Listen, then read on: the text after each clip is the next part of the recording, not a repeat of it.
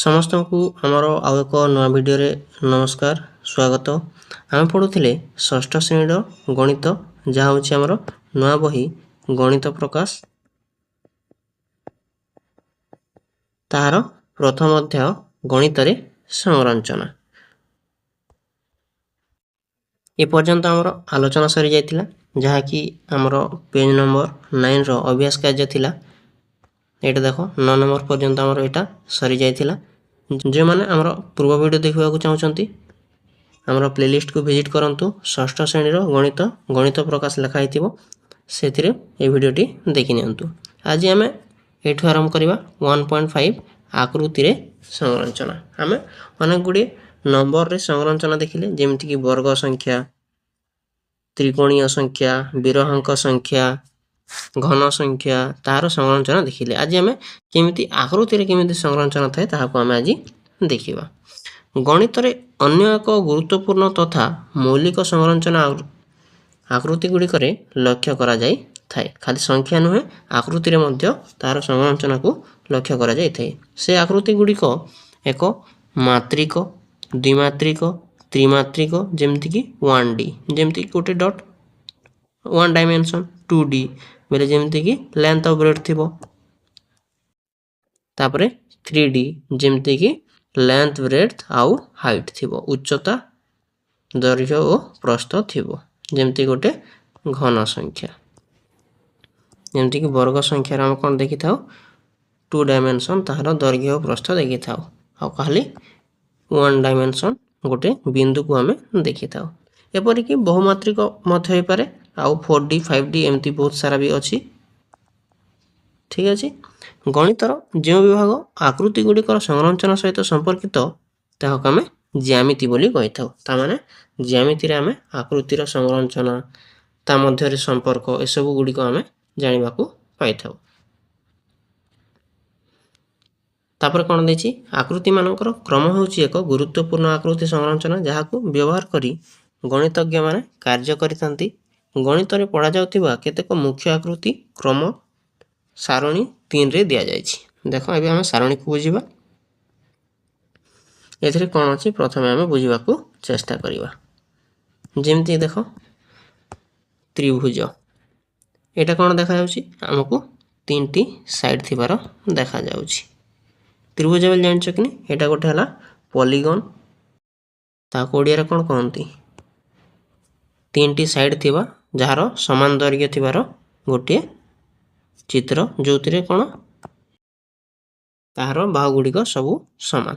ତାପରେ ଚତୁର୍ଭୁଜ, ସେମିତି 4ଟି ବାହୁ ଥିବ, ତାହାର ସବୁ ବାହୁ ସମାନ। ପଞ୍ଚଭୁଜ, 5ଟି ବାହୁ ଥିବ, ଆଉ ସବୁ ବାହୁ ସମାନ। ଷଡ଼ଭୁଜରେ 6ଟି ବାହୁ ଥିବ, ଆଉ ସବୁ ବାହୁ ସମାନ। ସେମିତି ସପ୍ତଭୁଜରେ 7ଟି ବାହୁ ଥିବ, ଆଉ ସବୁ ବାହୁ ସମାନ ଥିବ। ଅଷ୍ଟଭୁଜରେ 8ଟି ବାହୁ ଥିବ, ଆଉ ସବୁ ବାହୁର ଦୈର୍ଘ୍ୟ ସମାନ ରହିବ। ସେମିତି ନଅଭୁଜରେ 9ଟି ବାହୁ ଥିବ, ଆଉ ସବୁ ବାହୁର ଦୈର୍ଘ୍ୟ ସମାନ ରହିବ। ସେମିତି ଭାବରେ ଦଶଭୁଜରେ 10ଟି ବାହୁ ରହିବ, ଆଉ ସବୁ ବାହୁର ଦୈର୍ଘ୍ୟ ସମାନ ରହିଥିବ। ତ ଏଇଟା ଆମେ ଜାଣିଛେ, ଏଇଟାକୁ ସରଳ ବହୁଭୁଜ ବୋଲି କୁହାଯାଏ, ଯାହାର ସମସ୍ତ ବାହୁ ସମାନ ରହିବ। ଏଟାକୁ ତ ଆମେ ଜାଣିଛେ। ତାପରେ ଦେଖ, ଏଥିରେ ସମ୍ପୂର୍ଣ୍ଣ ଲେଖଚିତ୍ର, ଏହାର କେମିତି ସଂରଚନା ରହିଛି ତାହାକୁ ବୁଝିବାକୁ ଚେଷ୍ଟା କର। ଦେଖ, 2ଟି ଡଟ୍ ଅଛି, 2ଟି ଡଟ୍କୁ ଗୋଟେ ଲାଇନ୍ ଜଏଣ୍ଟ କରୁଛି, ସଂଲଗ୍ନ କରୁଛି। ସେମିତି 3ଟା ଡଟ୍କୁ ଜଏଣ୍ଟ କରିବା ପାଇଁ 1, 2ଟା, 3ଟା ଲାଇନ୍ ଦରକାର ପଡ଼ୁଛି। ସେମିତି ବା ତୁମେ ଏଇଟା କହିପାରିବ, 2ଟା ଲାଇନ୍ରେ, 2ଟା ଡଟ୍ରେ ଗୋଟେ ଲାଇନ୍ ବନୁଛି, 3ଟା ଡଟ୍ରେ 3ଟା ଲାଇନ୍ ବନୁଛି।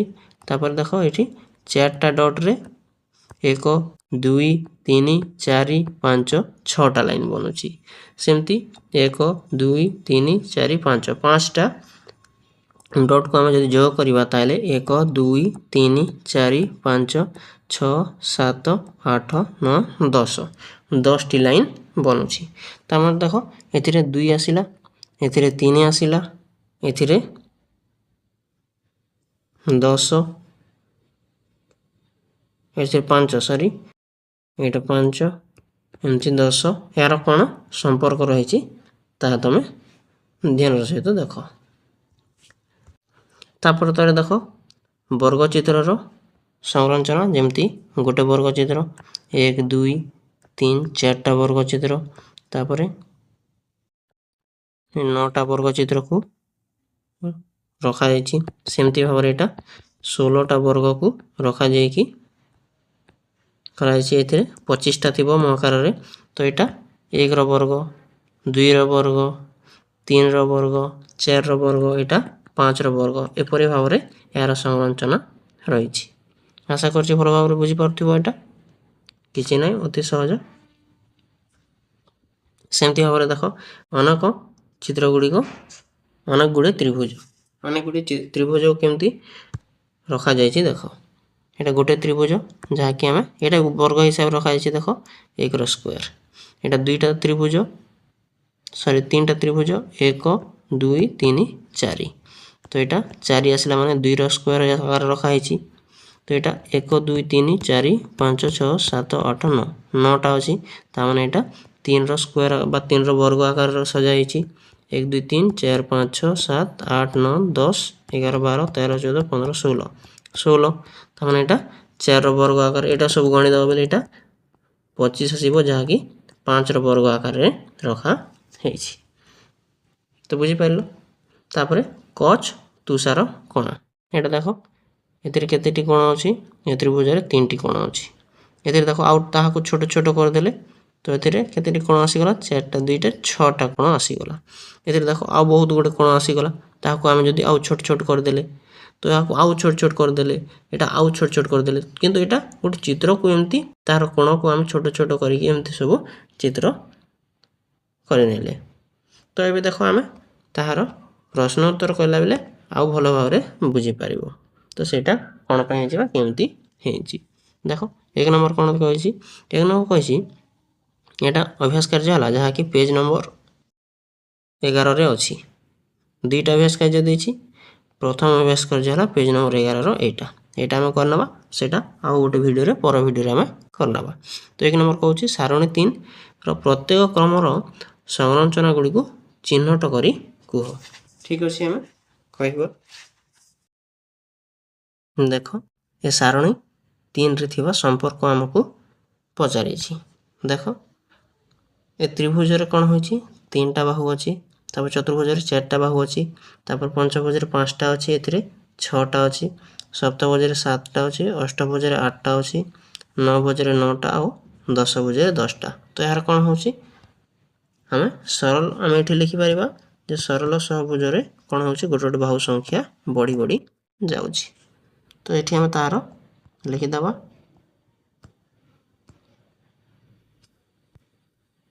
ସରଳ ବହୁଭୁଜର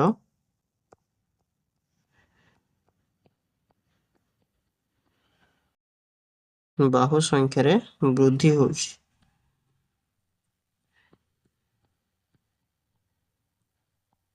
ଏମିତି ତମେ ଖାତାରେ ସବୁ ଚିତ୍ର କରିବ। ଏମିତି ତାହା 1 2 3 ଏମିତି କରିକି ଲେଖିକି ତାହାକୁ ଏମିତି କରିବ। 1 2 ହେବ ନା ଏଇଟା। ଦେଖ ତ୍ରିଭୁଜରେ 3 ଅଛି। ଏଥିରେ 4 ଅଛି। 5 ହେବ। 6 7 8 9 10 ଏମିତି ଲେଖିବ। ତାପରେ ସରଳ ବହୁଭୁଜର ବାହୁ ସଂଖ୍ୟାରେ ବୃଦ୍ଧି ହେଉଛି ବୋଲି ତଳେ ଏମିତି ଲେଖିବ। ତାପରେ ଦେଖ ତଳର ଚିତ୍ରକୁ ଆମେ ଲକ୍ଷ୍ୟ କରିବା।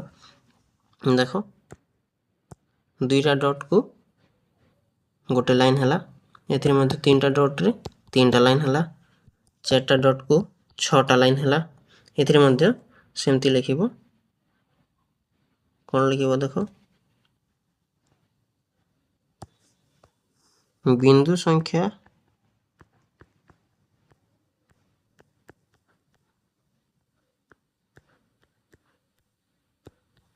ବୃଦ୍ଧି ହେଲେ ବାହୁ ସଂଖ୍ୟା ବୃଦ୍ଧି ହେଉଛି।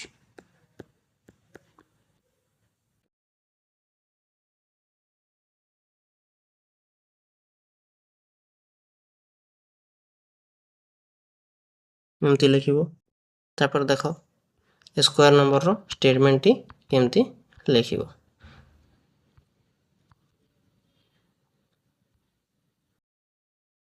ଦେଖ ଗୋଟେ तापरे 4टी तापरे 9 तापरे एटा 16 एटा 25 एथिरे तमे एठी लिखि परिबो जे वर्ग संख्या अनुଯାयी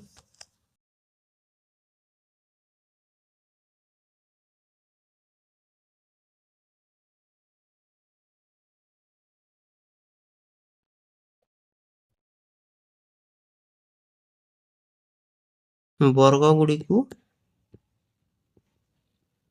स्थापन करा जाइछि।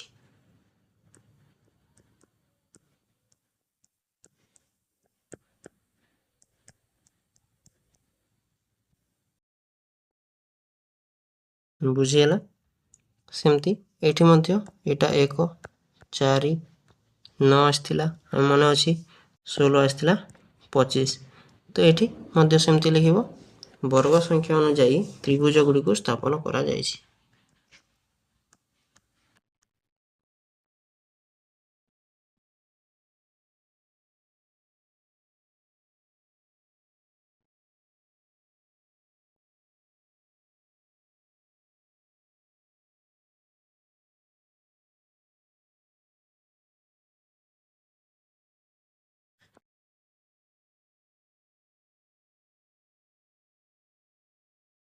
बुझिएला तो एटा देखो गोटे त्रिभुज रे कोण हला 3टी कोण तापर ताहाकू आउरी कोण बढ़ी गला तापर एठी आ कोण बढ़ी जायछि तो एथिरे अनुक्रम रे कोणर वृद्धि होउछि।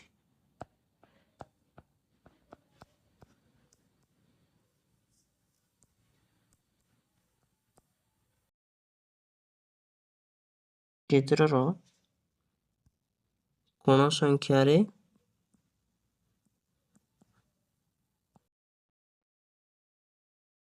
वृद्धि देखा जाउछि।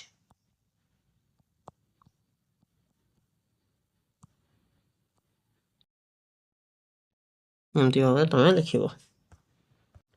एबे देखो हमें 3 नंबर कोन कहै देखिबा 3 नंबर पचारुछि हमकु तुम खाता रे सारणी 3 टुकु दिया जायतिबा प्रत्येक क्रम रो चित्र अंकन करो प्रत्येक क्रम परवर्ती आकृति रे को तुमे अंकन करि परिबो कि यदि हां किबा ना तेबे काहे कि प्रत्येक क्रम रो परवर्ती आकृति तयारी हबार नियम बा संरचना को निज भाषा रे वर्णना करो। ठीक अछि ए क्रम रो हमें आगर गोटे गोटे क्रम सब एठी तयारी करबा।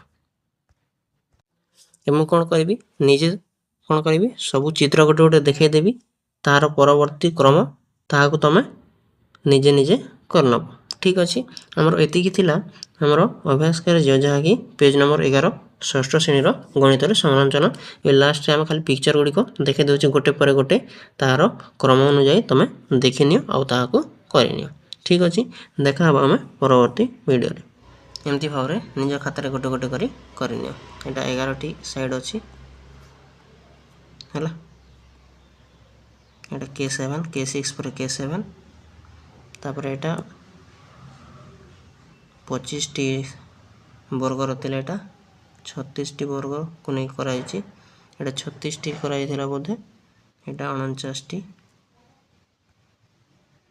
त्रिभुज को नै वर्ग संख्या कराई छि एटा यार परवर्ती पैटर्न कच तुषार कोणर। ठीक अछि बुझियला देखो एटा खाता रे ड्रा करनियो।